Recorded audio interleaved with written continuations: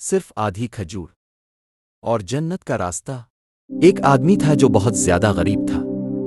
اس کے پاس نہ گھر میں کھانے کو کچھ تھا اور نہ ہی کوئی سہارا۔ وہ دن بھر محنت کرتا لیکن پھر بھی اکثر بھوکا ہی سوتا تھا۔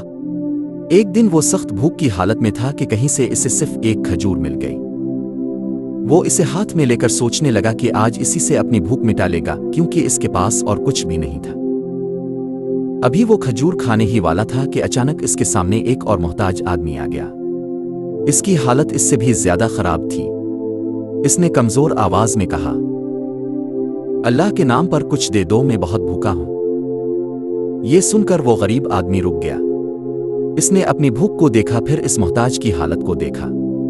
دل میں کشمکش ہوئی، مگر پھر اس نے اللہ کی رضا کو ترجیح دی۔ اس نے اپنی وہی ایک کھجور اٹھائی اور اسے دو حصوں میں توڑ دیا۔ آدھی خود کے لیے رکھی اور آدھی اس محتاج کو دے دی۔ وہ محتاج آدمی خوش ہو گیا اور دعا دیتے ہوئے چلا گیا۔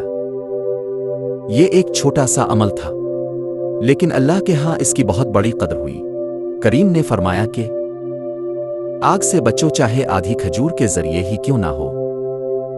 یہ واقعہ ہمیں یہ سکھاتا ہے کہ اگر نیت خالص ہو تو چھوٹی سے چھوٹی نیکی بھی انسان کی نجات کا ذریعہ بن سکتی ہے۔ اگر ویڈیو پسند آئے تو لائک کریں اور چینل کو سبسکرائب کریں۔